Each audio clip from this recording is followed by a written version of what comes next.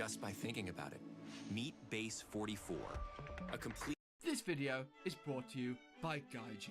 More about them in the middle of the video. God save aggression.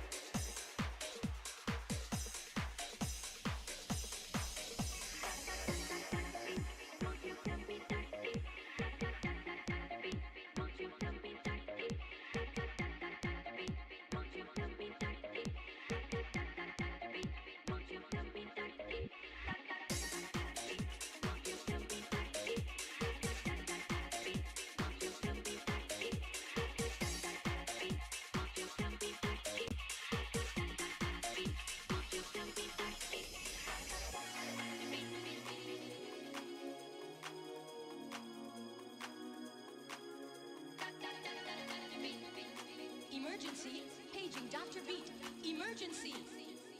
Doctor, got this feeling deep inside of me, deep inside of me.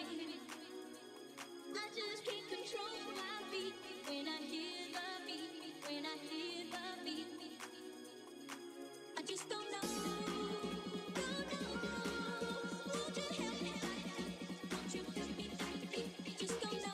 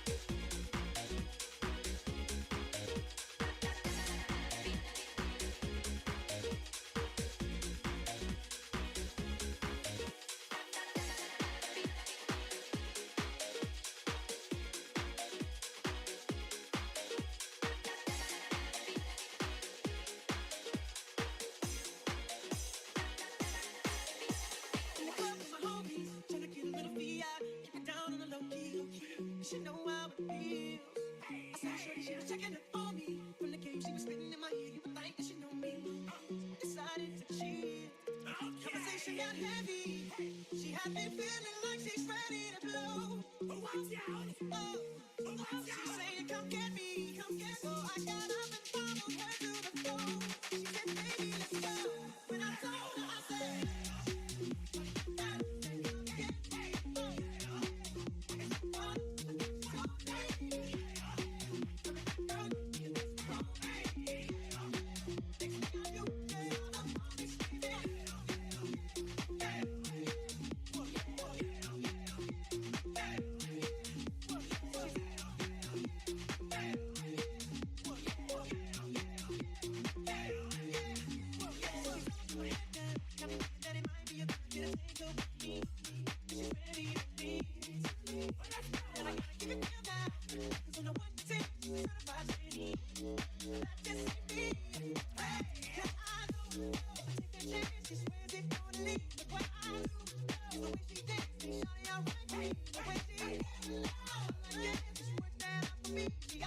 one more dance, and I'm like, yeah, how the hell am I supposed to leave? And I said,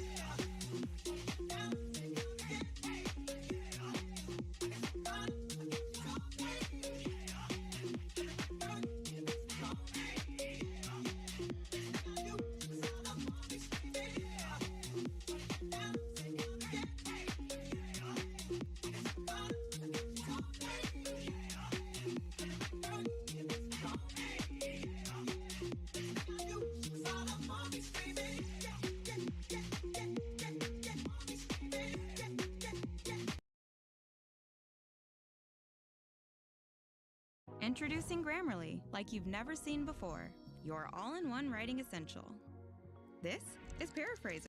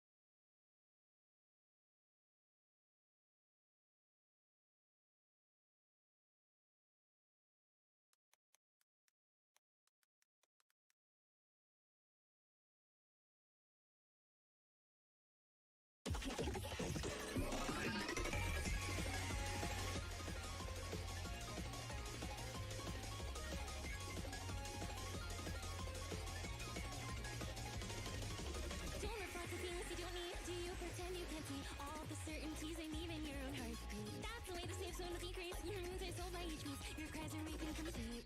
You know I really gotta give a little tip, okay, to the greatest escape. While traps away, you're always gonna find another method to be.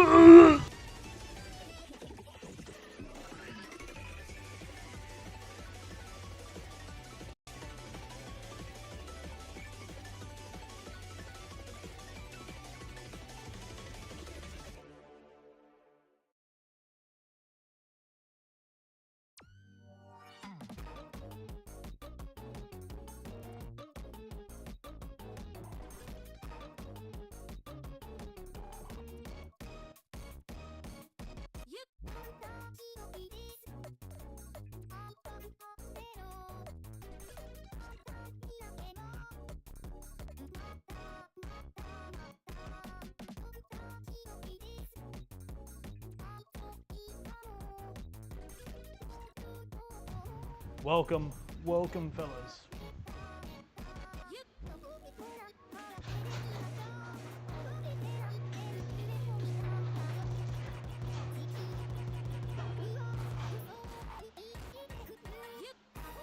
It's gonna be hot as balls in this garage. Okay, so slowly but steadily, we're getting back to streaming normally again. I've been kind of fucking up these past couple weeks. Sorry. Welcome to the stream. I'm FredMister 2000. We got new lighting. I don't know if y'all saw this before. Who the fuck was that other dude? Babadookie Fish. It's a pretty funny name. Never seen him before. Shows up, says just in time for my drive home, like he always watches me and then never shows up again. Why is the sun up? Oh, because it's like 7 o'clock where I'm at. Well, we're slowly but surely gonna be going back to the normal amount of time. Why bother with that? All right, fellas. I'm kind of like going to like, I've been building a lot of like Warhammer models. I haven't built any today. Don't worry, don't worry. I was gonna build one right now. I'm like, okay, I gotta stream this. Let me set up before, so I was like cleaning the shit up. Trying to find my streaming gear because I brought it to like fucking Metal Gear convention. It was like all over the place. Need to farm for points. That's fair. Yeah. So tomorrow we're definitely tomorrow's gonna be like a study stream, and then Thursday. Thursday I'm gonna go to the grocery store in the morning with my mama, and then I'm gonna stream, and then I'm gonna go play a game, and then Friday I don't really think I have anything going on. All right. How's the mic sound, by the way? Is there like fan? Can you hear the fan? If I like.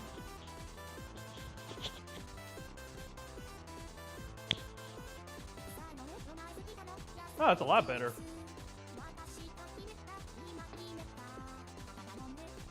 Wow, okay. Not really much of a fan. Yeah, I just put it to my right side instead of here. Maybe you guys were hearing my heartbeat or something. But anyways, I kind of got into another Warhammer army.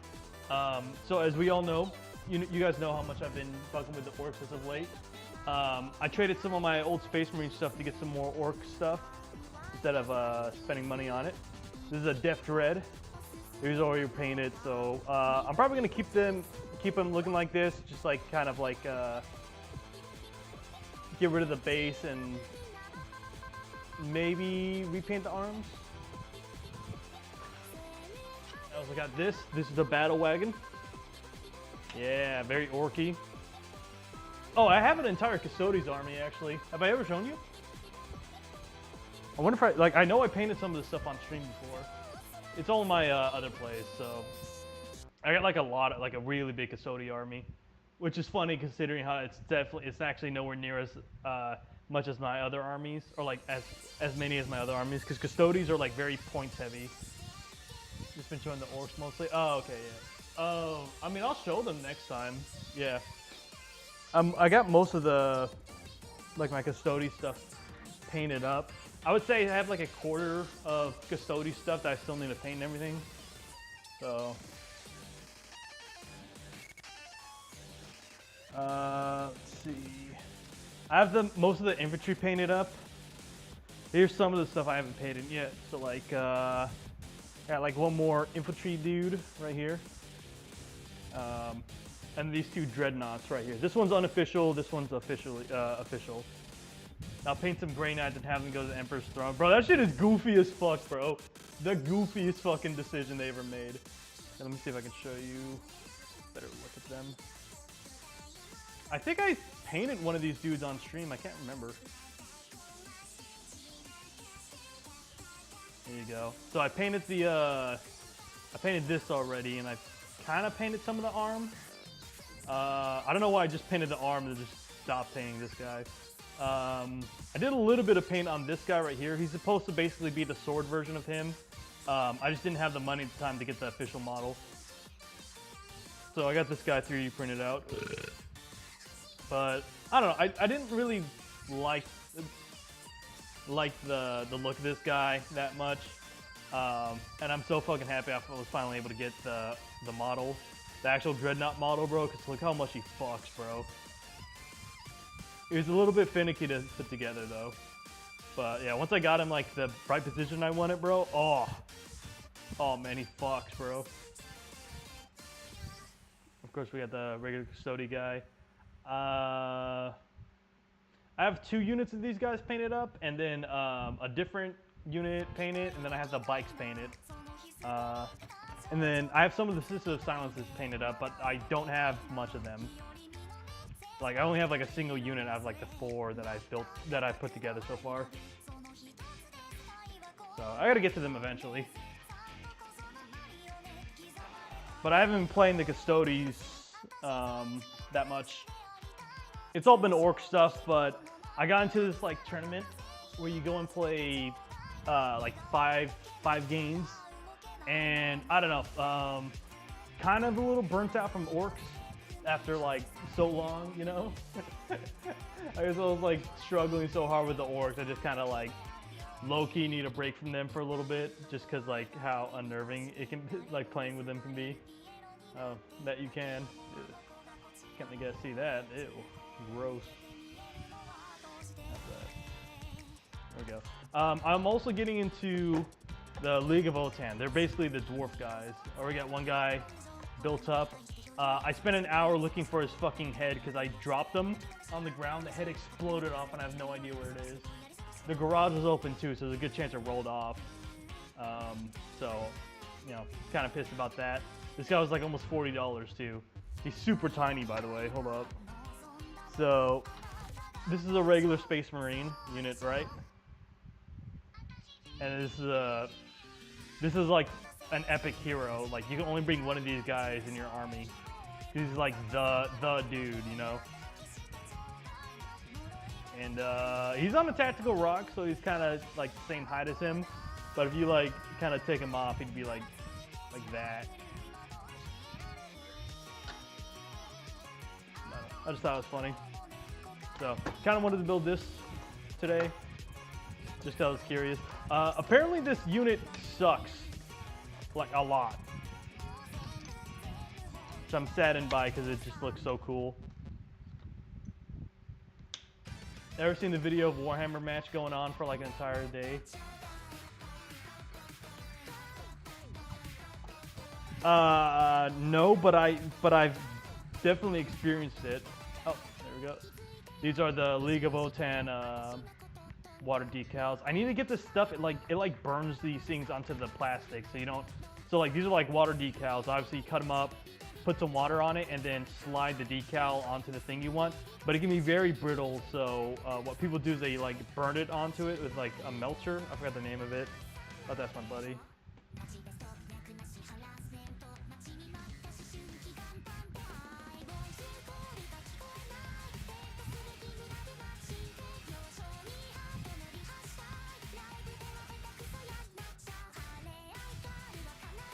It's like a melter.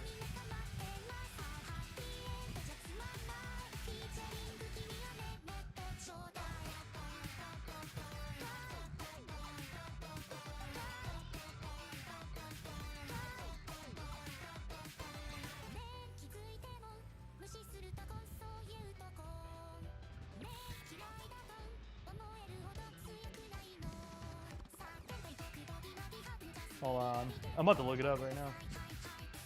So they make like an entire side view. Oh yeah, those are called Armageddon. Like those are called Armageddon games. Basically, you bring a ginormous fucking army and you play all day from it. Like you take several breaks too. It can last several days too, even a week. Because that's how fucking massive those games are. It's even funnier because like there's like slightly different rules. Because it'll be like, oh, you shot something. Okay, that thing that you just shot off to, they're all dead. Like you don't like when you roll dice for like entire armies or entire sections, like multiple units, just one die or something. What was the name of that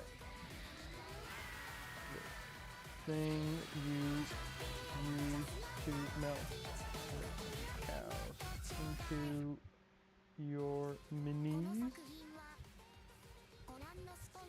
What do you use to melt decals into miniatures?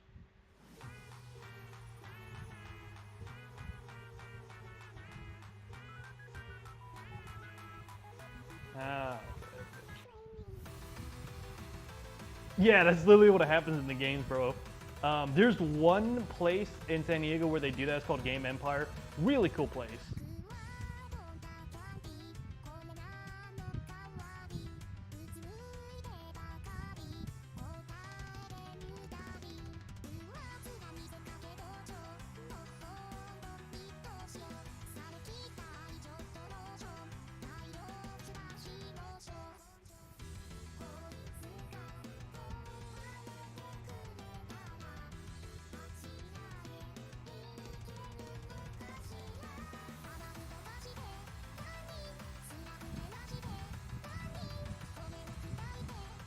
Alright, it's called a decal softener.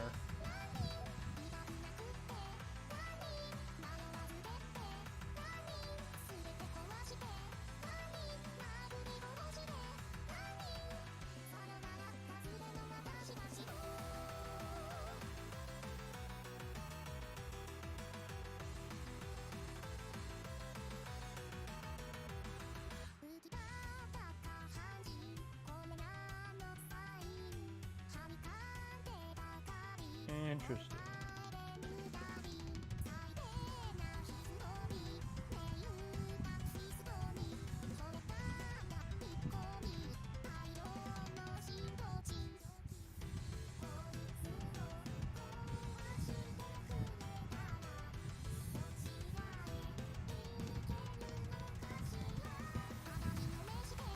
Anyways, Warhammer, what does it say? Warhammer frame?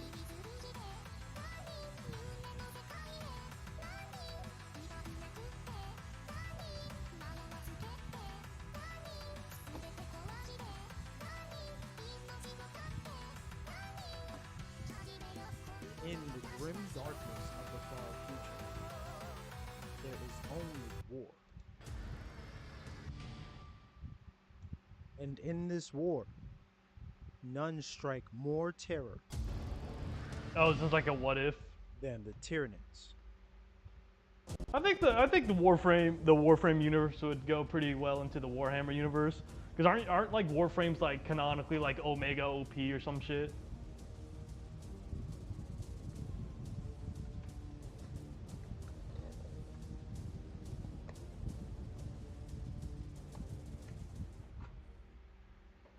The class of aliens whose sole goal is to kill, consume, and conquer.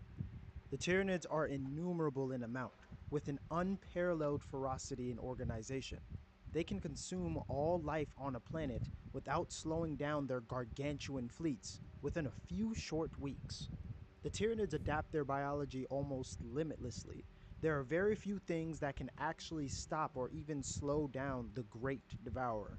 This extragalactic race reproduces by using all the biological matter sucked into Some hive frames need ships to create new Tyranids. need This biomatter circumstances. consists of foe and More friend, like circumferences. amalgamated, liquefied, and I'm so repurposed. fucking funny. This allows the Tyranids to come up with solutions for almost any problem that they are facing with any foe, as long as this is within the confines of their biology, which is Circumcised. admittedly absurdly More like diverse. The Tyranids have created massive biological hive ships called Narval, capable of manipulating gravity, condensing the space between the destination and the ship. This creates something similar to a wormhole, but not quite. Still, this enables the Tyranid fleet to travel far faster than the speed of light. Instead of moving faster, imagine being able to forcibly shorten the distance between you and your destination, covering a massive distance for the sake of your next meal. And you know where it is. Narval ships have the capability to sense even the faintest of biological signatures in the vast emptiness of space, pursuing it with the utmost vigilance, functioning as intergalactic bloodhounds. Now, how do they conquer once they get there? Numbers. Terrifying numbers. Gaunts, Raveners, Lictors, Warriors. I just got my Rippers, ass handed to me Gene by a Stealers, Tyranid Hive player too. Tyrants, Carnifex, and Biovores. My orcs couldn't just do to shit, name bro. a They few. got eaten up. All with the same goal: to feast on your entire planet with horrifying creativity. Connected through the synapses, which is facilitated through zoanthropes, to command the hive. Instantaneous psychic communication. What makes the Tyranids so terrifying is that they appear as though they are mindless. The hive mind will target a planet's communication, separating them from any that might help. But by the time you realize they've arrived, it's already too late. The Tyranids start off their invasion by sending scouts to verify the planet's suitability, mostly lictors and gene stealers. Lictors with invisibility and gene stealers mutating the native fauna into hybrid nids, eventually infiltrating the political and social structure of the planet, the goal being to reach positions of power.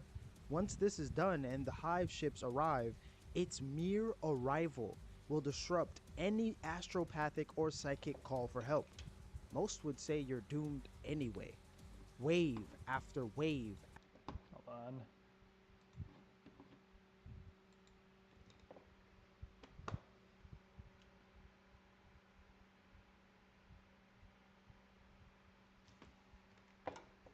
Damn, this shit is like a whole 40 frames a second. I'll get to zoom in. Okay, it's not bad. How's it look when I zoom in like this?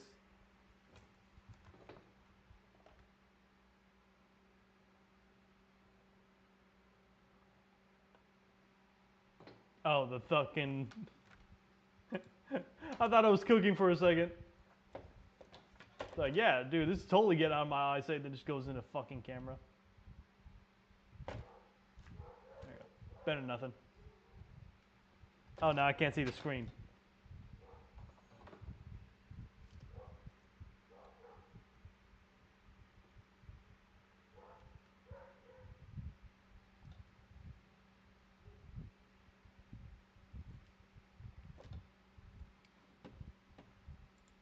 Alright, there we go. That's slightly better. You can see my little tum-tum.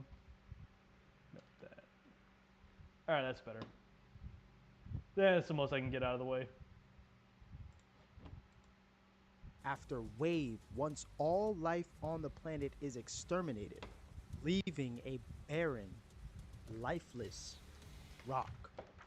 Now, how will this hive fare against another that turns not only your biology, but your machinery, even the very planet the you flood, stand got on, it.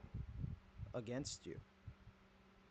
The technocyte virus, the Great Plague, manufactured by a race of hyper-advanced humans called the Orokin, the ultimate fusion of biology and technology, capable of infinite adaptation to all manner of threat possible.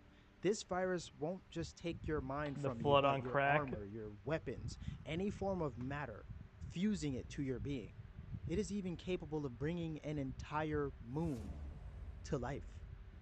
This virus is made up of different strains, all with terrifying capability, none more infinite in potential than the Oh, yes, I Helmet. love Dead The Space. Helmet strain mixed with void energy is what creates a warrior caste that was tortured in unique ways to facilitate evolution. His creations, his frames of war. Wait, what? Proving that the technocyte virus could defy all logic, conquering space and time. Even AI isn't safe from this plague. Cephalon, the most complex artificial intelligence, consisting of the digitized minds of people, like putting all that makes you, into cyberspace. Millions of gigabytes of data that can be corrupted and controlled by a virus. This virus is also borderline genius. The emissary strain is one that is capable of hiding amongst its hosts, slowly infecting all until there is no one left. But hold your breath. Even if there isn't an infected host nearby, airborne spores can still take over your entire Are we the being baddies? in a minute. The gray strain having the capability to create entire complex ecosystems subjugated under one mind. Even the warframes, which are capable of all forms of matter and reality manipulation, are not capable of eradicating this sickness, this plague. For the hive mind calls even them truly the strongest virus in existence. So who wins? The problem is that while the Tyranids are an insanely powerful race, they brought a knife to biotechnological warfare. When fighting the infestation, the Tyranids would be met with little to no resistance. killing most of the infestation's drones without a problem. But that's just the beginning. 1, 1,000, millions, billions of Tyranids would be subsumed into the infestation. The fleet would try to escape, but all of their grotesque feats of biology would be turned against them. Perfected. See, they wouldn't just be controlled, no, but they would be made better. Chitinous armor and weapons. I think what matters for the Tyranids is if they have biomass to consume. Yeah, the Flood's always been debated if the Tyranids would win or the Flood would win, because they argue that the Flood would just get eaten, because technically the Flood are, you know, biomass. Is the infestation biomass, or what are they exactly? Just like a tiny virus or some shit?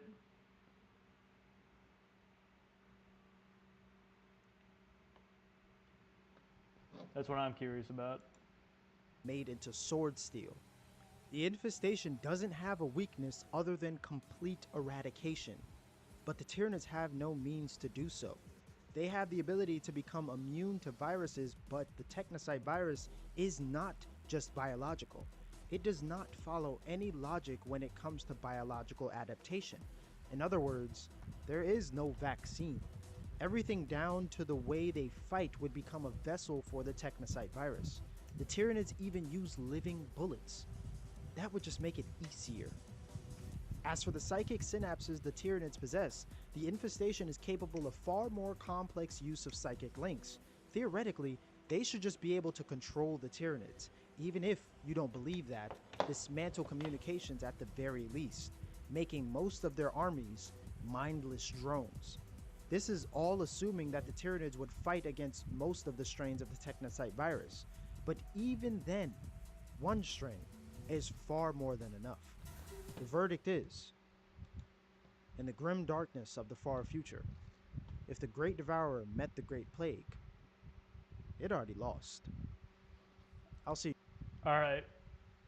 I'm gonna be 100 with you. The comment section is about to be absolutely fucking toxic as all hell, bro.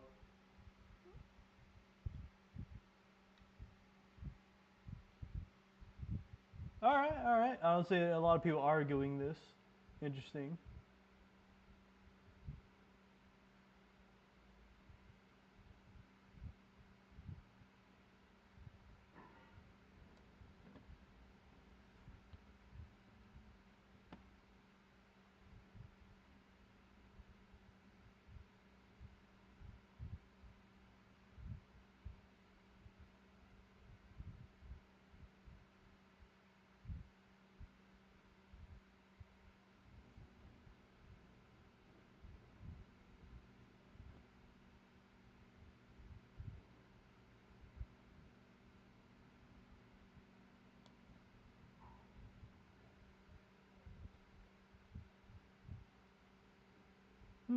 Interesting. Okay. Actually, I don't see a lot of people fighting for the Tyranids, bro. They just say that the Warframe wins.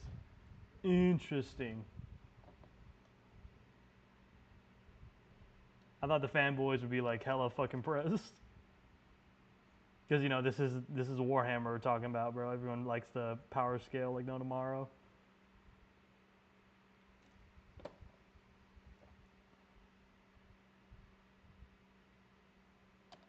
I suppose, yeah.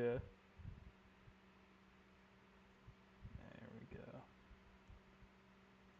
So that virus shit, they made the Warframes? Like, are they? So are we playing with the bad guys this whole time? Like, what's going on with the story? All right, that's it. 4-hour video essay of Warframe.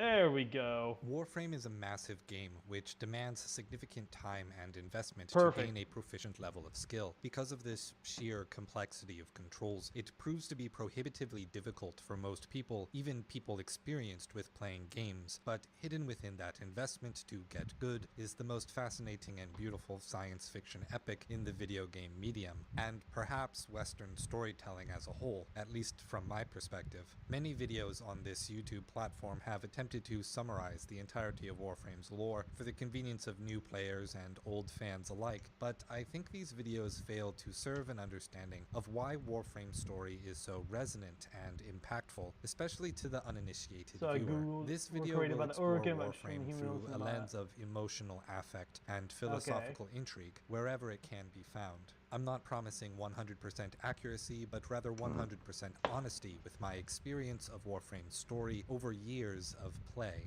Warframe is a service game, and various changes and updates have added and subsequently removed aspects of the They story power from scaled being playable. Warframe. So I They have retcon decided shit on just a to power method that scale it. only It's all over, includes what bros. is playable in the game. There is also background lore that is available on fan wikis that has been deciphered from cryptic clues, environmental designs, comics, and information given by developers at Digital Extremes in live streams and other public communication, whereas these sources are just as legitimate to getting a better understanding of the setting and story. I will be omitting these supplemental materials. Instead, we will begin with what else? The Tenno. But to actually understand them, we must first understand their creators and the source of all problems in the origin system, the makers, the Golden Gods, the Orokin. Part 1. The Orokin critique Plato's Republic. Oh, we going back. Why? Believe me, I was their loyal, murderous dog until the day that ugly child was brought to me. He was caught spying on us, amplifying our losses. His face burned. He was starved sick like a stray. Ugly as I. It struck me. We were all pit dogs, ruining ourselves for the pleasure of the glorious and beautiful.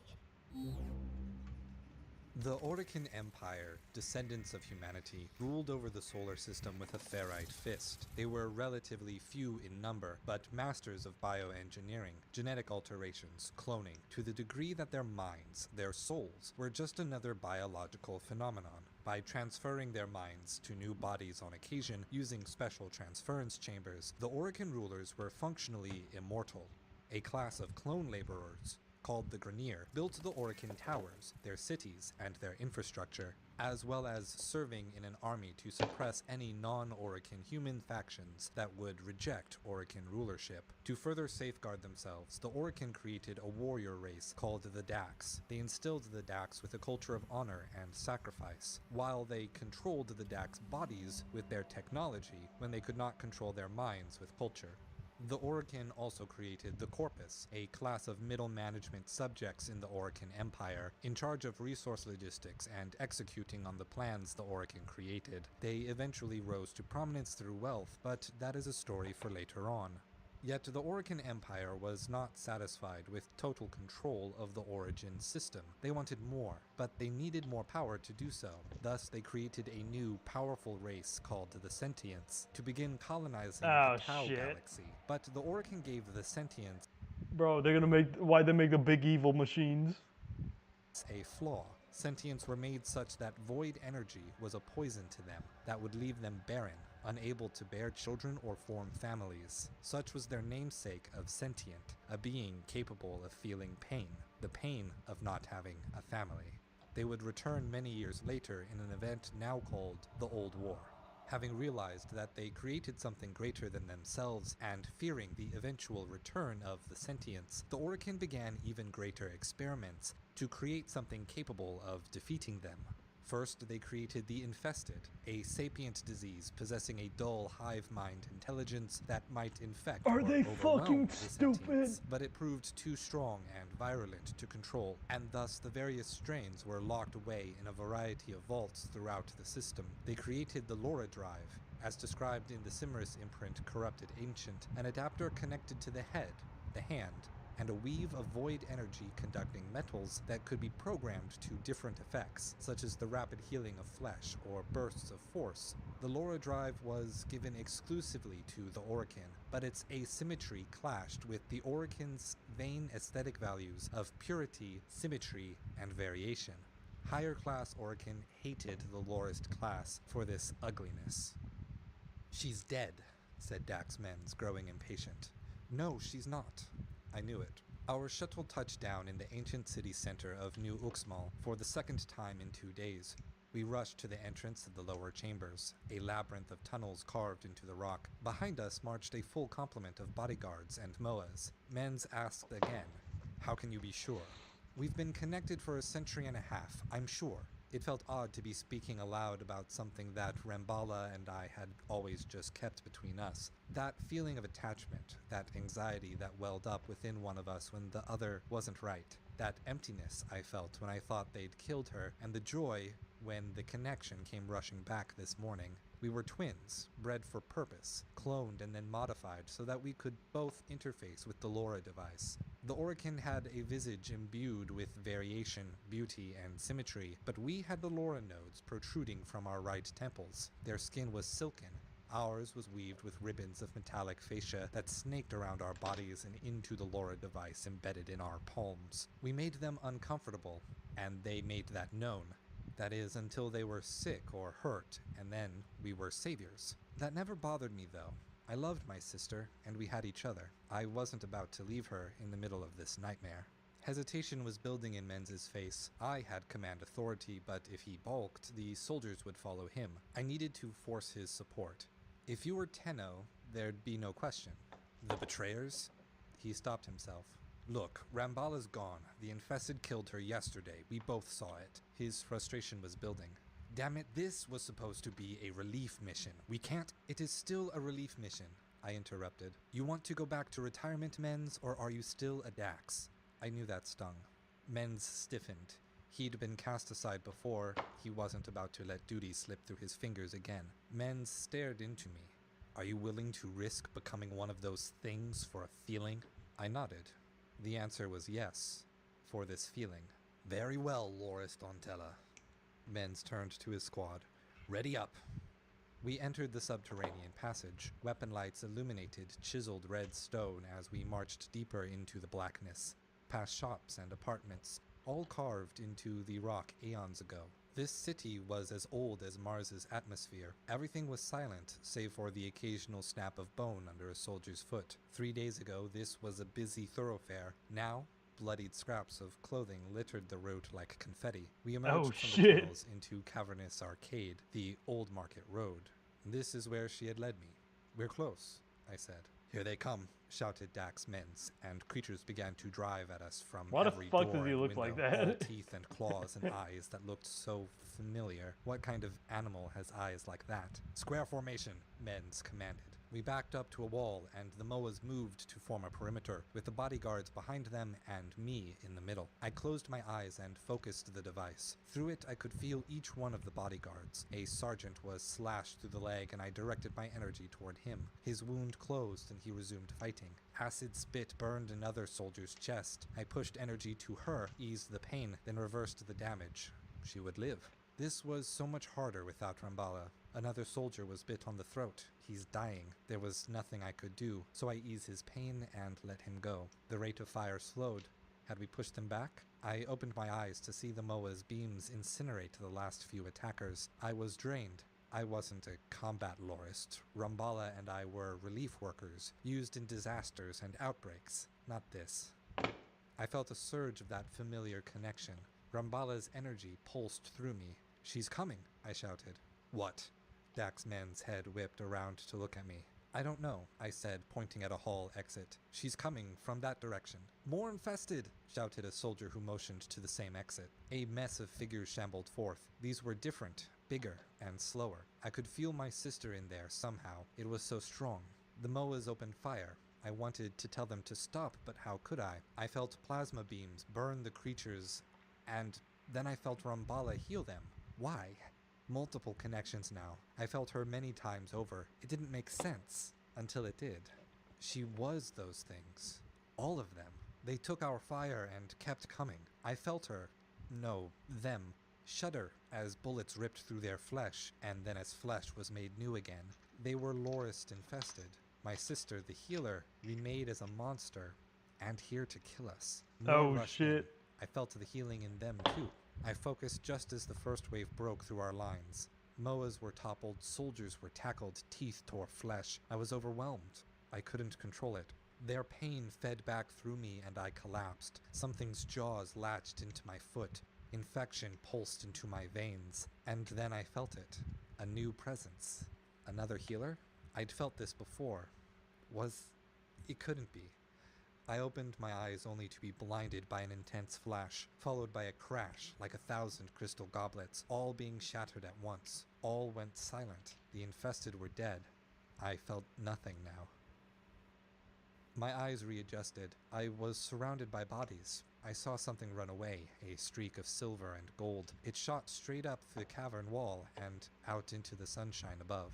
I didn't have time to think. I took a breath, and a wave of pain surged through my entire body. The infestation had already taken my leg. Soon it would claim the rest of my body. I didn't care. My sister was gone. This was my time. The shadow cast itself over me. I looked up. It was Men's, alive. He stared down without speaking and then unsheathed his massive combat blade and raised it high above his head. "Men's, wait," I mumbled. "I'm sorry." With sudden and sure force, his blade sliced down and through me. I contorted in with pain. His hands grabbed my shoulders. "Heal yourself." The fuck? The adrenaline must have struck at that moment because I bolted up. Still stunned, he had cut the infected leg clean off. "Damn it, Antella!" Men's was shaking me harder now. "Heal yourself!" Instinct took over. I snapped into focus and sent all the energy I had left through the device and down to the wound. I stopped the bleeding and neutralized the remaining toxin and nearly why the passed fuck out. did they make I had that? nothing left. Men's hoisted me The onto his strain or shoulder. whatever, bro. "I'm taking us back to the shuttle." And he began to walk out Fucking of there. dumbasses, A few bro. scattered survivors and robots pulled themselves along behind us. As we approached safely, I coughed and whispered to Men's, "I can feel her again. She's dead." Yes, she is. One fateful day, a civilian ship called the Zeraman 10-0 malfunctioned when using void energy to perform a faster-than-light warp through space. All adults on board died, but miraculously, the children survived. Only now they seethed with an almost infinite amount of void energy. It was painful, uncontrolled. Some would slip in and out of comas. They needed time to control these newfound bodies, time that they did not have. Left under the care of an Orokin named Margulis, the children were placed into transference chambers where their void energy could be siphoned out, and the children could sleep in peace and harmony forever. The first dream. That is, until the sentience returned. Conventional Orokin warfare was no match for the sentient's adaptability and regeneration. The Orokin then had a brilliant idea: to pit their past failures against each other. A new class of Orokin, the Archimedeans, used the infested technocytes on Dak's bodies and combined it with the Laura drive systems, crafting the undefeatable Tenno. A warrior powered by exactly that to which the sentients were vulnerable. And to control these new creatures, they would use the children of Zaraman's transference chambers to put their minds into Tenno bodies and send the children off to war. Some years later, the Tenno, having repelled the sentients, So you're would telling me rebel they're against the it's Orokin child under the soldiers, leadership of bro, this whole Margulis, time? who took on the name Lotus. The Tenno destroyed the Orokin, and in the aftermath, they vanished, along with the Earth's moon, leaving the remnants of the Orokin Empire to figure things out for Wait, hold on. until the sentients returned. Conventional Orokin warfare was no match for the sentient's adaptability and So the sentients made the warframes. Okay. generation. The Orokin then had a brilliant idea: to pit their past failures against each other. A new class of Orokin, the Archimedeans, used the infested technocytes on Dak's bodies and combined it with the Laura drive systems, crafting the undefeatable Tenno. A warrior powered by exactly that to which the sentients were vulnerable. And to control these new creatures, they would use the children of Zaraman's transference chambers to put their minds into Tenno bodies and send the children off to war. Some years later, the Tenno, having repelled the sentients, would rebel against the Orokin under the leadership of Margulis, who took on the name Lotus. Never the Tenno mind. destroyed the Orokin, and in the aftermath, they vanished, along with the Earth's moon, leaving the remnants of the Orokin Empire to figure things out for themselves. Upon close examination, the Orokin Empire is structured around a model almost exactly like Plato's ideal Why did they city, build the three like Callipolis, super and where death, it differs super demonstrates death where the things, writers bro? at digital extremes criticize the failings of The the model fucking in ways that sentience, I have not the strain, encountered and then elsewhere. The most substantial the aspect warframes. of Plato's Republic is the myth of the metals, a founding myth that separated social classes based on people's inborn nature. Bronze for people motivated by basic needs like food, shelter, pleasure, and the like. Silver for people motivated by thumos, the desire for victory and honor. And gold for thumotic people who pointed that drive towards truth and knowledge. People are born into these natures and sorted into a class by an exam. And golden people are meant to occupy the ruling class. Similarly, Orokin society is heavily stratified. The various factions are literally bred to fulfill the role of that class, while the Orokin shape their own bodies to mimic Greek statuary inlaid with golden filigree to emphasize their status as rulers. The second most noteworthy idea in Plato's Republic is that some of the social classes were to have spouses and children in common. In other words, Plato suggested doing away with the nuclear family unit in favor of everyone of a class being considered one large family that is almost communally married to everyone else of the same class. Putting the incestuous undertones of this idea aside for the moment, it is the idea of connecting social class and faction with the notion of family that establishes the single most prominent motif of Warframe, the motif of family. Of course, we Tenno lovingly refer to the Lotus as our space mom, and for good reason, but it goes far deeper than that, for all the other factions of the game as well. During the Orokin era, the Corpus made up the bronze class of the Callipolis, always working to provide for their basic needs, but never quite having enough for themselves and the Orokin's grand machinations. To them, the word Corpus itself meant family, and it is used as such in the Simris imprint Antimoa. "How long are you going to tinker with that thing?" Father asks. He's one to talk. Ever since we entered this junk belt, all he's done is tap on that console. This whole time he's just sat there, eyes fixed on the radar, dirty fingers tapping the drum beat to some manic song with no structure or rhythm. I ignore him and try to go back to work on the robot. Father's tap-tap gets faster and more intense. Is he trying to get to me? I can't concentrate. Tell me again why we don't just approach at full speed from open space. Couldn't we just slam into the rail and punch? I ask. Because that's what we used to do. He's annoyed, but at this point I don't care. Our convoy of transport has skulked through this junk belt for days. The view screen, an endless parade of rocks and garbage. We could have been through that rail a long time ago, I say. Maybe. He shrugs. And why can't I ride in Umpal's ship? This again? He snaps back. You know why. Umpal is my best and only friend. There weren't many young people in our group, and Umpal is the only one close to my age. Truth be told, he was the only person my age I'd ever met. He was on another transport. They said it was for security reasons. We were on a trade mission. How much are you caught up on the lore? Node. Okay, so they told me the Orcarin were like ancient or like future humans, and they built like the fucking sentients or whatever, and they realized, oh shit, we probably shouldn't have built that. We gotta prepare. So then they built the fucking the flood virus or whatever the fuck, and then they realized, oh wait, we probably shouldn't have built that.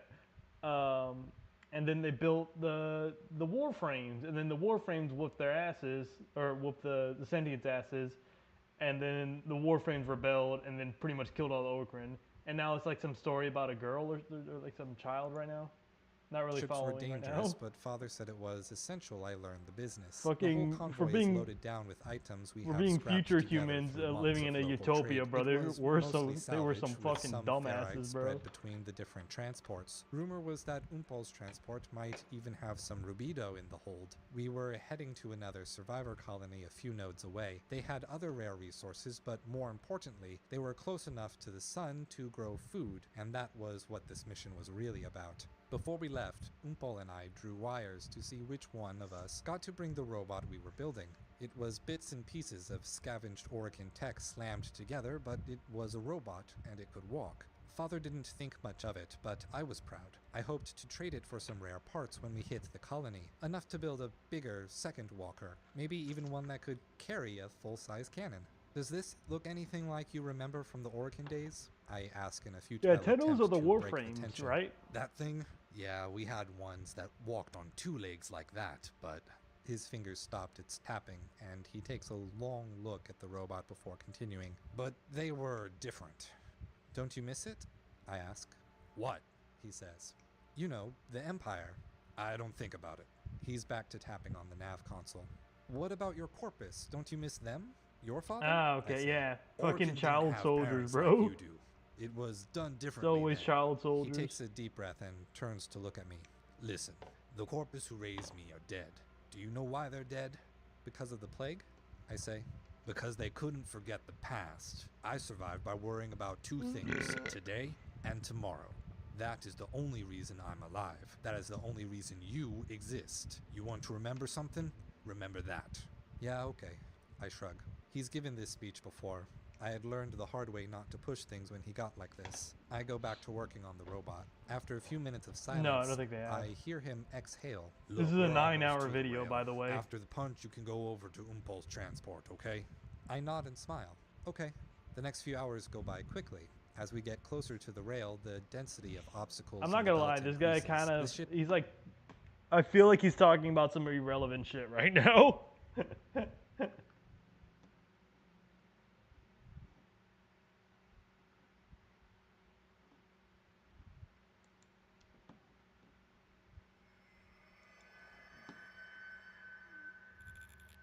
He's like talking about side stories or whatever, and they kind of sound a little irrelevant.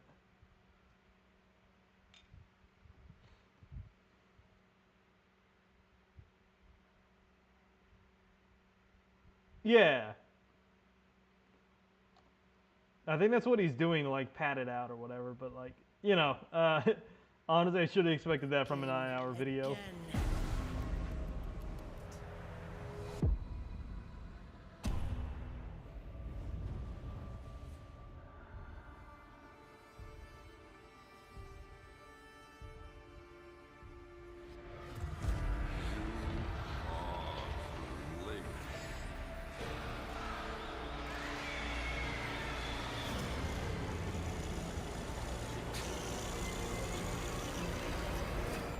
Surely Warframes weren't a thing in the year 1999.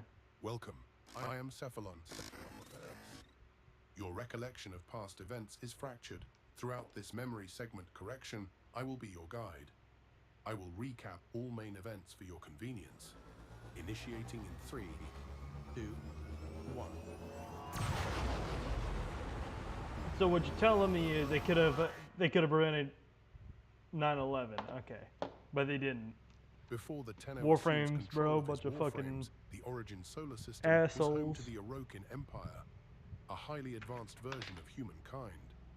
This empire was structured into strict castes, with the gilded Orokin as the ruling aristocracy, morally corrupt and revered almost as gods. Beneath them were humans who served as scientists and scholars, alongside the early Grineer, crudely cloned slaves designed for labor and later military purposes. Additionally, the Dax made up the elite soldiers, genetically engineered for absolute obedience to their Orokin masters. Ordinary humans were largely looked down upon, bearing little resemblance to the Orokin in mind or appearance. Okay. The Orokin, described as angelic and incomprehensibly beautiful, had bluish-grey skin and glowing eyes.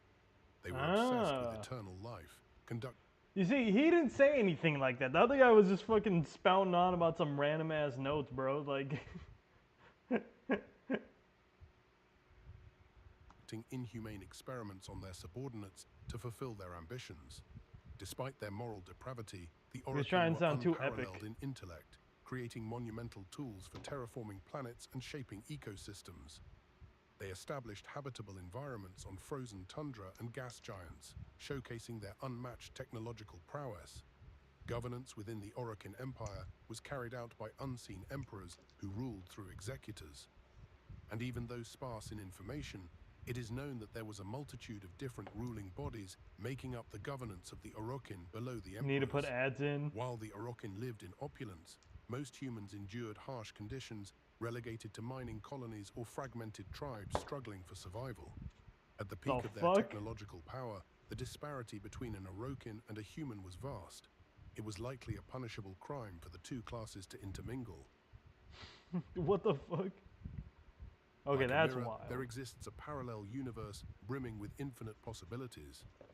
Vaguely understood at this time, this void realm subtly infiltrated real space, shaping the origin system in various ways. Occasional phenomena like space storms and interference hinted at its presence, but its elusive nature limited deeper exploration until much later. However, the energies of this realm were eventually harnessed into refined kuva, the substance that enabled the consciousness transfer known as the continuity. To achieve immortality, the Orokin utilized this kuva, a red mist-like substance, to cheat death.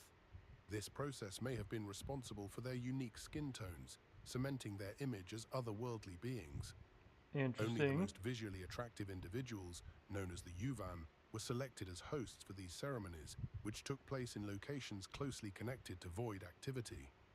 During the ritual, an Orokin would consume kuva and transfer their consciousness into the new host body of the Yuvan, effectively overwriting the original mind. It is believed that raw kuva might be a natural byproduct of void-related activity. In addition to their genetic experimentation, the Orokin engineered the Tephalons, intangible constructs of pure data without any physical form. Many of these entities originated from a grim punishment known as glassing, inflicted upon individuals deemed criminals or otherwise deserving of severe punishment. This harrowing process transformed the victim's body into molten crystal glass, inflicting excruciating pain while digitizing and sometimes altering their mind. The Cephalons inhabit the Weave, a shared and intangible network that connects them. They now perform a variety of functions, such as aiding in ship navigation or managing data. Bound by their precepts, an unwavering set of directives or absolute code, they are incapable of defying their assigned tasks. Though not true artificial intelligence as they were forbidden, they exhibit remarkable capabilities, yet many remain burdened by the emotional scars and traumas of their former human existence. Oh, so they're like The fucking life of an ordinary servitors, worker basically. under the Orokin regime was difficult and without remorse. All right. Among them, There we go. What do you think, bro? This is a squat from Warhammer 40k. Hold on, let's see. Space Marine for reference.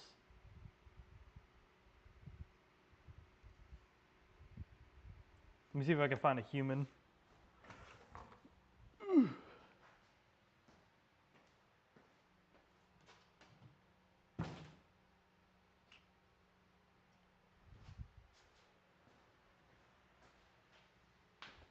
Looks like a dwarf crouching. No, he's like fully up, bro. So like this is a Sister of Battle or Sister of Silence.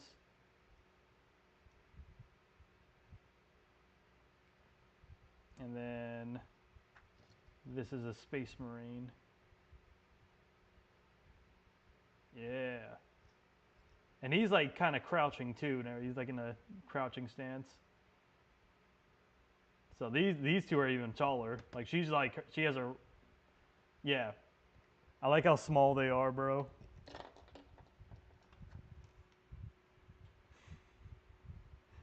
I think they're like slightly taller than a Gretchen though. Okay, yeah. So they're bigger than Gretchen's at least. Because this is a goblin right here. This is dwarf. Okay. Alright. I like the scaling. I like the scales. He's like, and this is a Killican. It's a mech made by a Gretchen. This guy's like over at his artillery cannon over here, pressing a doodad. Like, ooh, I wonder what this button does.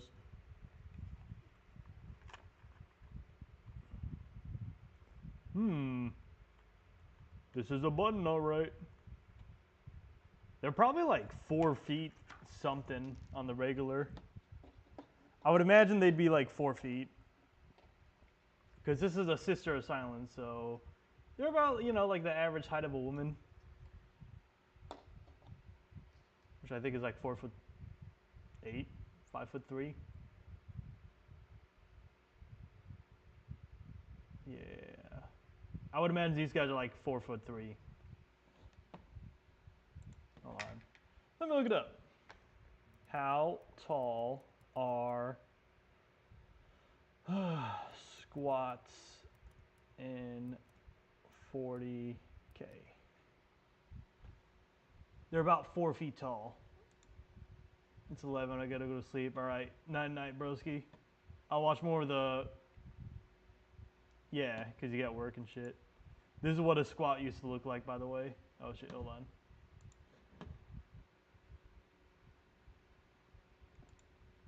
And now they look like that.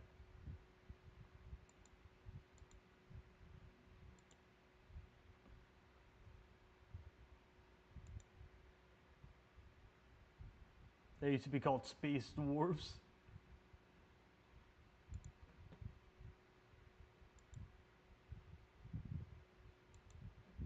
Literally, that's all the jokes I've been seeing, bro. I am a dwarf and I'm digging a hole. Diggy, diggy hole. Diggy, diggy hole. Alright, here we go. New size comparison. Okay, there we go. Yeah. That's an OG Marine. Okay. Okay.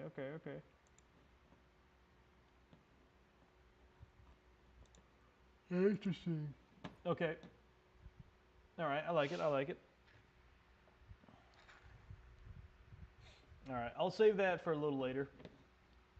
I'm gonna put some music on in the background while I build this mini.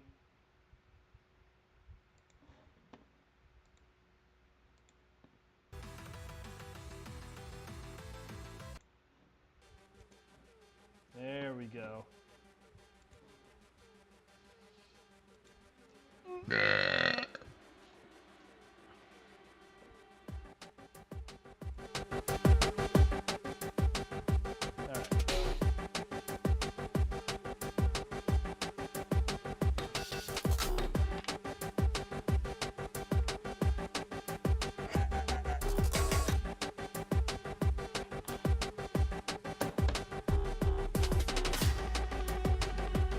The hell's the other thing?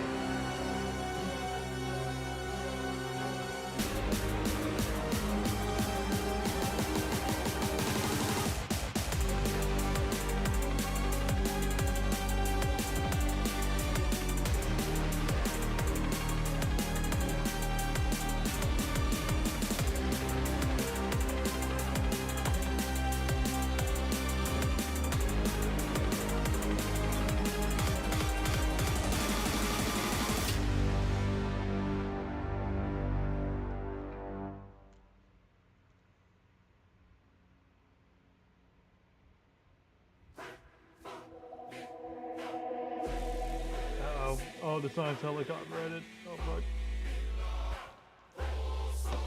God damn it.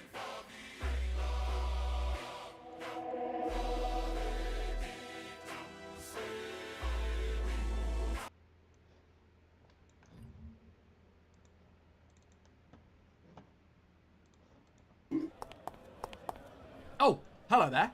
Welcome to England. You're probably here because you want to learn about the place. Well, you're in bloody luck. By the end of this, you will basically be an Englishman. Ladies and gentlemen, get your tea and crumpets at the ready as we take a look at...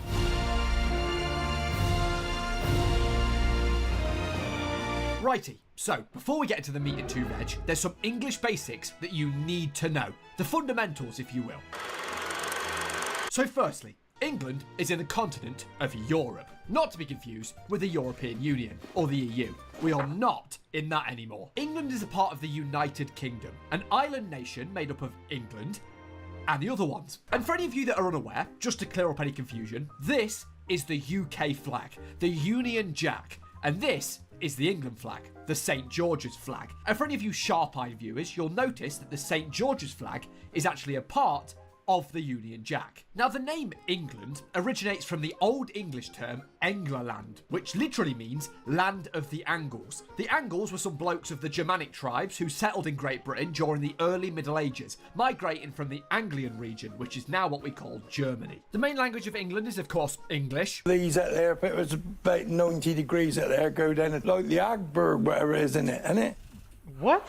Wise words. The currency is the Great British Pound, or GBP. Now, there's also some famous faces that would certainly be good to know or identify if you're in England. So first off, we have the royal family, the monarchy. Basically, just some powerful old rich folk. The English Kardashians, if you will. So to keep it brief, there was Queen Victoria, Queen Elizabeth, Rip Lizzie, her husband Philip, their children, King Charles, Princess Anne, Prince Edward, and never mind. Then these lot also have kids. But you only really need to know about Prince William, the heir to the throne. Give him that crown. And his brother, Prince Harry, or the ginger one. William is married to Kate Middleton, and Harry is married to Meghan Markle, or that woman from Suits. Then William has 3 kids, George, Charlotte, and Louis, and Harry has 2 kids named Archie and Lilibet. But after the current king, Charles, who's married to Camilla, his oldest son, William, is next in line. Then after him, his oldest son, George. Now, unless you're a 50-year-old woman, it's not uber important that you keep up with the monarchy. Just check in whenever there's a funeral or a wedding, and you'll pretty much be good. Then there's plenty more famous English figures that crop up a lot that you probably should know. Winston Churchill, Henry VIII, Charles Darwin, Guy Fawkes, Oliver Cromwell, William Shakespeare, Queen Elizabeth I, Isaac Newton, Florence Nightingale, Princess Diana, Paul, John, George and Ringo, David Attenborough, David Beckham, Mr. Blobby, Ed Sheeran, Wayne Rooney, Danny Dyer, Anton Deck, Alison Hammond and Rylan. And that list was in reverse order of importance. Now, in terms of politics, I'll keep this very brief because it's very boring. But there's a handful of political parties in English politics, but the main 2 you only really need to focus on is Labour, which is more left-leaning and is red, and Conservatives, which is more right-leaning and is blue. Kind of like the light and dark side, except they're both bad. As of when I record this, the Labour Party is in power, with the country being ruled by the head of the Labour Party and Prime Minister Keir Starmer. You have no chance of me recapping the last few Prime Ministers because we've had about 400 in the last 5 years. I went to Peppa Pig World. So here's a timeline if you care. Honestly, the Prime Minister's probably changed by the end of this sentence. There's 650 constituencies across the UK, then at least every 5 years there is a large general election to decide the next party to rule the country, where the nation votes in an MP or a Member of Parliament to represent their constituency and gain a seat in the Houses of Parliament in London. And the party with the most seats is the winner. It's pretty much just a big room that's split down the middle with a bunch of adults arguing and a man that loudly says, "Order!" Honestly, just Google it and give it a read if you want to know more, because I want this channel to stay as far away from politics as possible. Rule Big Chungus rules the waves. So now that you've got the basics locked down, let's get into the nitty-gritty, the English details, the local knowledge, and what is more local than... Now, whilst England is, of course, a singular country, part of the United Kingdom, of course, once you look into the various towns and cities that make up England, you will notice how vastly different the numerous areas and people of this small island are. So let's start simple, shall we, with the main, biggest cities of England and their rough feeling. And then we'll cover the accents later on. Uber One for Students is a premium membership that offers exclusive benefits for students. London, the biggest city and capital city of England, located here in the south of the country. With a population of over 8 million people, it's made up of north, east, south and west. There's a piss ton of landmarks: Trafalgar Square, Nelson's Column, Westminster Bridge, Big Ben, the Houses of Parliament, the London Eye, the Shard, Tower Bridge, St Paul's Cathedral, Buckingham Palace, where the King lives, 10 Downing Street, where the Prime Minister lives, these candy shops, where the money launderers live, and London, where the homeless people live. London isn't really like any other English city. It's certainly its own vibe. It's very busy, very hectic, very grimy, very pigeons, and very London. It does feel like a good fit to be the capital, a very English city overall. In fact, it's so English that if you go into the British Museum, it's full of lots of English things. But there's a million pubs literally everywhere and some great food spots. A very fun city to explore, and you'll always find something new in different areas of a very multicultural city. But if you live out of London, I only recommend doing London in small bursts. It can be a little bit overwhelming. There's a tube network that looks like a Windows XP screensaver, but you'll get the hang of it after a bit. Never ever stand on the left of an escalator, and by no means make any eye contact with anybody on the tube or in the streets. You know what? Just don't look at anyone. And if you want to live in London, don't even think about it unless you're a millionaire or a money launderer. Birmingham, the rad zone of the UK. Now, I indeed have been to Birmingham a good number of times, as it's only about 30 minutes away from me on the train, and boy, is it something. Being located here in the West Midlands with a population of over 1.1 million Brummies, the second you step off the train, your nose is invaded with the smell of marijuana. In Birmingham, you will go from being in some pretty nice areas to some of the worst looking places you have ever seen in your life. Birmingham is a f***ing shithole! But I guess that is most cities. Jokes aside, once you're actually there, explore Birmingham. There's a shed load of things to do, with some insanely good food places and some unique little bars. There's also the Bullring Shopping Centre, which is worth a look. Just keep your wits about you and you'll be fine. If you can survive the radiation, that is. But there's a Lego store, so that's all that really matters. Manchester, with a whopping population of 2.2 million people, located here, it is, well, I don't know really. They have their own rip-off Big Ben, football, Oasis, but there's a Lego store, so that's all that really matters. Liverpool, located on the west coast with a population of just under 500,000, it really has a life of its own culture if you will, and it has some of the craziest accents you will maybe ever hear. I'm Sam, Paul, I'm fucking buzzing. 3-1 win against Arsenal, only team to win the first 3 games, is right? But more on that later. Now, I've never personally been to Liverpool. I don't know if that's a good thing or a bad thing, but it supposedly has a wild nightlife full of stag doos and hen parties, or bachelor parties for the American folk, and it's full of some lovely people, if you can understand a word that they're saying. The Beatles are also from here, with many of the locations in their songs being found on the Scouse streets. But honestly, we should probably just shave this off the edge of the UK and let it drift into the Atlantic. Well, there's a Lego store, so that's all that really matters. And of course, there's plenty of other different cities and little towns, but I'm not going to sit here and list all of them. The country's split into different counties that sound like medieval tribes, like Yorkshire, Wiltshire, Derbyshire, Lincolnshire, Norfolk, Suffolk, and so on. But each little English town and city has its own experience, and if you ever visit the UK, make sure to dedicate some time to get away from the big cities and explore the cottage-filled villages and historic towns and cities of the rolling hills of the countryside. And for any tourists that are planning to visit England, take it from me. Let me give you a quick go-to guide on the places to visit. Make sure to go to the scenic cities of Slough, Luton, Blackpool, and Skegness especially. Pure beauty. But one thing I can say for certain, every single town and city in England, no matter where you are, is linked by one thing. A powerful force that binds or divides England. Football. Now, whether you watch every single match on telly or couldn't care less, football in England is inescapable. It's like a religion. Do I look stupid like this with my face painted? I think half of England truly exists just for football alone.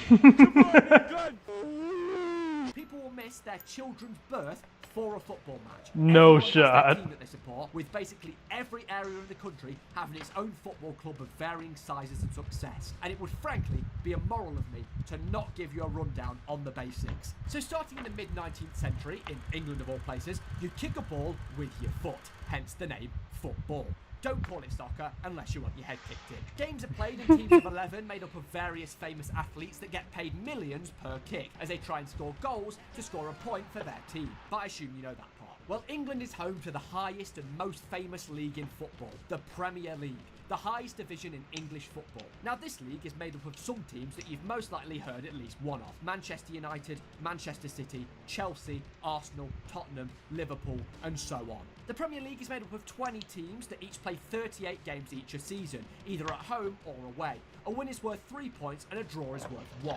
Then the team that finishes with the most points wins the league. The bottom 3 teams of the Premier League then go on to get relegated to the Championship, then League One, then League Two, and so on. And it works in reverse, where the top 3 teams of these leagues go on to get promoted to the next one up. Everywhere you go in England, you will see people sporting their team's kits, pubs overflowing with middle-aged men with beer bellies shouting at a telly.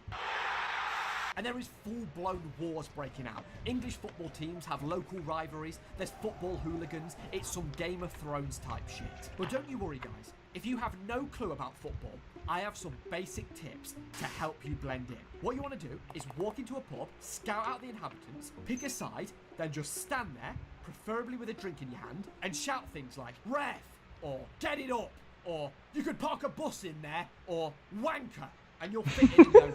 The only time that everyone in England is united when it comes to football is when there's some sort of international tournament, like the Euros or the World Cup, which is great fun, even if you don't watch football. Just getting together with all your friends and supporting your country in the sunny setting of a pub garden, just to watch them get to the final and bottle it 2 years in a row. Build a website you love with Wix. For your words, create your brand, your opportunity, your breakthrough. Feeling a vibe? Run with it. From can't look away to gotta have it. Make every detail yours. Bring out what's hot. Remove what's not. Crystallize it. Instantly set a tone that speaks in your voice to your audience. Keep moving. Your site grows with you. Add solutions that meet you where you are and take you where you want to go. Smooth to make, easy to love.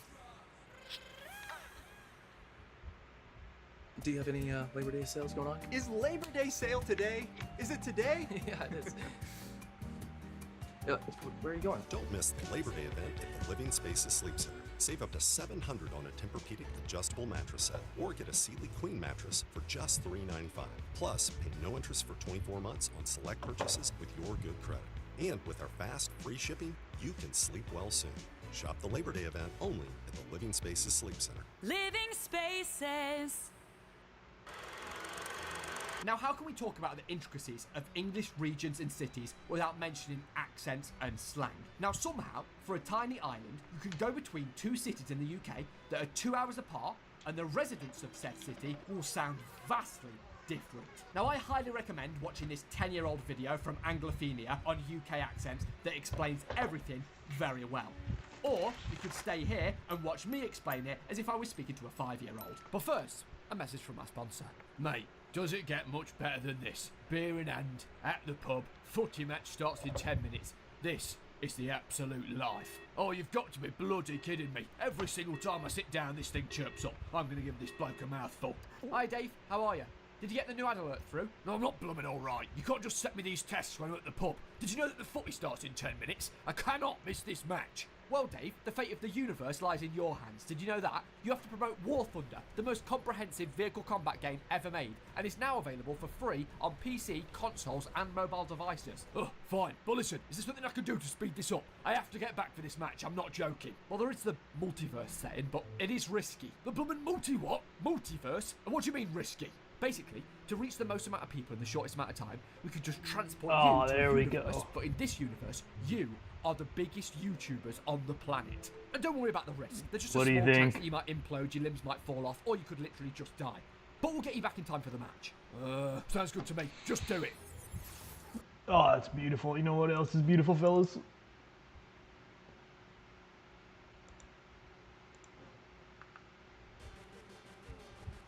The end of the stream. That's right, ladies and gentlemen. We're actually ending the stream. All right. So, wasn't 2 hours. Wasn't even a 2-hour stream. It was an hour-and-a-half stream. But, you know, it is what it is, fellas. I'm going to go watch a movie with the fellas. Hope you all enjoyed this stream. You guys probably didn't. Tomorrow will be a study stream. I'm going to be doing homework on stream. I expect you guys to be doing your homework too.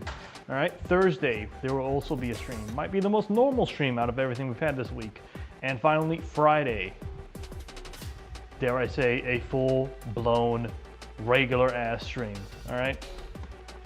I definitely have a lot more shit to build, so this is just the start of it. Shh, shut up. All right. Anyways, hope you guys enjoyed it.